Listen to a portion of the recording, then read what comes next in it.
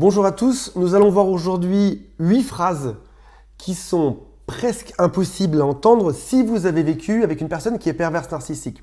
C'est des phrases qui sont lourdes, qui sont compliquées à digérer et c'est des phrases qu'on m'a dites. Je suis passé par une relation avec une personne qui était perverse narcissique et c'est des phrases que j'ai entendues, il y en a 8 en tout et je dois avouer que lorsque j'ai entendu chacune d'entre elles, j'ai raccroché à chaque fois des amis qui m'ont dit ça tellement que j'étais énervé. J'étais très énervé, j'ai raccroché, j'ai dit plus jamais j'appelle cette personne-là de ma vie.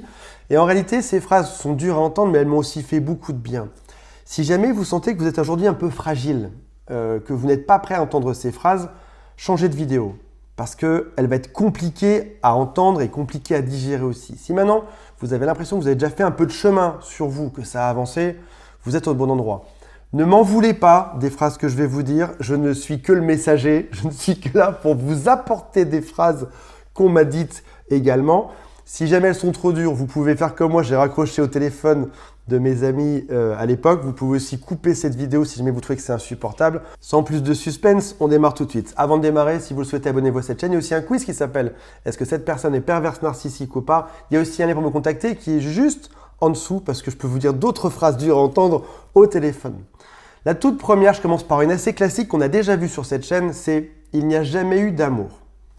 Juste pour rappel, respect égale amour. Quelqu'un qui vous respecte peut vous aimer. Une relation dans laquelle il n'y a pas de respect n'a pas d'amour. Si vous avez vécu avec une personne qui est perverse narcissique, il y a probablement eu beaucoup de problèmes de respect. Alors, oui, c'est vrai qu'on a au début une belle phase de lune de miel qui est magnifique. On a eu de belles paroles, on a eu de belles promesses, mais finalement, où sont les actes là-dedans? Parce qu'une fois que la période de phase de lune de miel s'est terminée, ça a été un enfer et probablement que ça a été graduel. De plus en plus de critiques, de plus en plus de méchanceté, peut-être même des vols, peut-être même des problèmes qui ont été créés avec vos amis. Lorsqu'on aime quelqu'un, on veut le bien de l'autre. On ne veut pas qu'il souffre. Ce serait bizarre de dire « j'aime quelqu'un et je vais le faire souffrir ». Forcément, la phrase serait incohérente. Je ne peux pas aimer quelqu'un que je veux faire souffrir. Quand on aime quelqu'un, on veut trouver des solutions pour que l'autre aille mieux. On se pose la question tous les matins de se dire comment est-ce que je pourrais rendre cette personne en face de moi encore plus heureuse. Donc, on peut affirmer une chose qui est très simple. Avec une personne qui est perverse narcissique, il n'y a pas d'amour pour toutes les raisons qu'on vient de voir ensemble. Quand j'ai entendu cette phrase, il n'y a jamais eu d'amour, même en phase de lune de miel, j'ai dû m'allonger par terre pendant quelques secondes, le temps de digérer l'information. Deuxième phrase qui est un peu compliquée à entendre, c'est « tu n'es pas en couple, tu n'as jamais été en couple avec cette personne ». Pour vous, c'est quoi un couple? C'est peut-être des projets à deux, c'est peut-être de la bienveillance, c'est peut-être de l'humour, c'est peut-être de la générosité, mais lorsqu'on vit avec quelqu'un au même endroit et qu'il y a cette forme de méchanceté permanente sur vous, avec probablement aucun projet ou des projets qui sont pas dingues ou des projets qui vont dans son sens à lui, quand il n'y a pas de bienveillance, quand il n'y a pas d'humour, quand il n'y a pas de générosité, on n'est pas en couple. On est deux colocataires et tu as probablement choisi le pire colocataire sur Terre. C'est pas le bon que tu as pris avec toi. On m'a même dit une phrase comme « pas besoin de quitter cette personne, dans tous les cas, tu n'es pas en couple, tu ne l'as jamais été avec cette personne. » Donc là déjà, on part fort sur les deux premières. Il n'y a jamais eu d'amour et tu n'as jamais été en couple avec cette personne. Si vous êtes prêts, ne raccrochez pas. Si vous êtes prêts, on continue. Je rigole nerveusement de l'avoir entendu à l'époque et de l'avoir digéré aujourd'hui. Troisième phrase, ne te justifie pas pour quitter quelqu'un. Avec une autre phrase qui est très simple, c'est « t'es pas heureux, pars ». Souvent, on a envie de justifier. On a envie de dire à l'autre « tu t'es comporté comme ça avec moi, tu m'as fait ce genre de choses, c'est inacceptable, tu as fait ci, et ça ». Sauf que là, tu es en train de donner du blé à moudre à une personne qui est perverse narcissique, qui adore la rhétorique et qui va retourner tous tes arguments.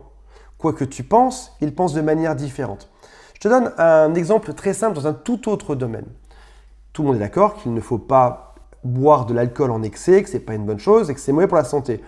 Même si tu vas voir en soirée un ami qui boit beaucoup trop et que tu lui dis qu'il faut que tu boives un peu moins, il va te retourner ça en te disant « oui, mais tu sais pas t'amuser » ou alors « profite, on est là » ou « c'est juste temporaire » ou alors « il faut bien mourir de quelque chose ». Donc même sur un argument qui est évident, il ne faut pas boire en excès, quelqu'un trouverait un contre-exemple. Je te prends cet exemple-là dans un autre domaine pour revenir à ton couple. Dans ton couple, quoi qu'il se soit passé, Il y aura toujours des contre-exemples, il y aura toujours une autre façon de penser, ce sera toujours toi le coupable à la fin. Ce qui signifie qu'au bout d'un moment, plus besoin d'argumenter. Tu peux juste te dire, je ne suis pas heureux, je ne suis pas heureuse, ce couple ne me va pas, point. Qui pourrait nier le fait que tu n'es pas heureuse dans ce couple-là? Qui pourrait dire, ben oui, ça va, ben non, je te dis que non, ça va pas. Je ne veux pas continuer. Ça, c'est une très bonne phrase pour quitter une personne qui est perverse narcissique. Pourquoi? Parce que je ne veux pas continuer. Je ne suis pas heureuse.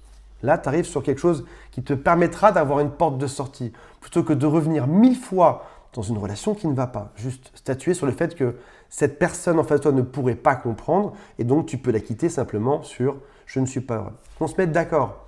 Si tu es en couple avec une personne qui n'est pas toxique, chercher à résoudre des problèmes, c'est une bonne chose. Chercher à communiquer, c'est une bonne chose. Expliquer pourquoi on parle, c'est une bonne chose. Si maintenant la personne en face de toi est toxique, ne cherche pas à justifier. Je ne suis pas heureux. Sur la phrase 3, je vous ai laissé un peu de répit. Elle était plutôt chouette celle-là. Pas besoin de raccrocher, elle était assez facile à entendre. On tape dans le dur, on est parti un peu plus fort sur « arrête de justifier ton malheur » que j'ai vécu. T'appelles tes amis, voilà ce qui s'est passé, voilà ce que j'ai vécu, voilà ce que l'autre m'a fait, c'est juste atroce et j'en peux plus. Et un ami un jour m'a dit Antoine, je peux t'écouter, justifier ton malheur, ton histoire je peux l'écouter. Il m'a dit ça m'intéresse pas, hein, ça m'intéresse vraiment pas, mais ton histoire je peux l'écouter si tu veux. Il me dit t'es en train de justifier ton malheur, t'es en train de créer un narratif qui explique pourquoi t'es triste aujourd'hui. En réalité, est-ce que cette personne te retient enfermé contre ton gré? Est-ce qu'il faut que j'appelle la police? Tu dis non, pas besoin d'appeler la police. Je dis juste que je souffre parce que l'autre a fait ça. Il me dit, mais Antoine, on s'en fiche en fait. T'es pas heureux, tu pars. Arrête de me justifier que t'es malheureux. Il me dit, j'ai même l'impression qu'en fait, tu aimes ton malheur. T'aimes m'appeler tous les jours en me racontant les mêmes genres d'histoires. T'aimes vivre ça au quotidien parce que finalement, il me dit, Antoine, pourquoi tu restes là-dedans? Peut-être que tu aimes la souffrance. Peut-être que tu adores ça, être maltraité. Il a continué en me disant « Je préférais que tu me justifies pourquoi tu es heureux ou pourquoi tu vas être heureux bientôt. » Il m'a dit aussi « Switch en une seconde. Tu es dans cette espèce de grande construction mentale de pourquoi est-ce que je suis triste parce qu'il y a 1000 événements. » Il me dit « Maintenant, switch. Tu peux même en rire. Oui, l'autre t'a fait souffrir. Rigole-en. C'est pas si grave. C'est un fou, c'est une folle. Pars. Et ça s'arrête à ça. La vie peut être aussi simple que ça. Tu peux switcher, tu peux décider maintenant d'être heureux. Et c'est un débat qui fait polémique sur Internet. Je suis partisan de ceux qui disent que oui, en effet, tu peux switcher en une seconde d'une situation. Tu peux avoir une espèce de rumination, quelque chose de compliqué. De temps en temps, pas tout le temps, mais de temps en temps, tu peux dire, allez, c'est bon, je switch. Et maintenant, je vais être heureux. Allez, on remet un petit coup sur ce qu'on vient de voir à l'instant. Tu aimes souffrir. C'est dur à entendre parce que la majorité d'entre vous me diraient, non Antoine, je n'aime pas souffrir. Moi, ce que je veux, c'est quelqu'un qui me rende heureuse, c'est quelqu'un qui soit chouette avec moi, c'est quelqu'un qui soit gentil. Sauf que je tombe toujours sur le mauvais, je tombe toujours sur celui qui me fait souffrir. Et c'est une phrase que j'ai entendue, je suis désolé, c'est pas contre vous. Et on m'a dit, mais c'est bizarre, tu tombes toujours sur celle qui te... C'est vraiment bizarre, hein. Il y a une coalition quelque part, elles t'ont repéré, il y a un annuaire quelque part avec des pages blanches, ils se sont dit, lui, toutes celles qui sont déglinguées, on va aller vers lui. En réalité, si tu n'aimes pas souffrir, tu pars. Je souffre, j'aime pas ça, allez, ciao. Non, j'aime pas.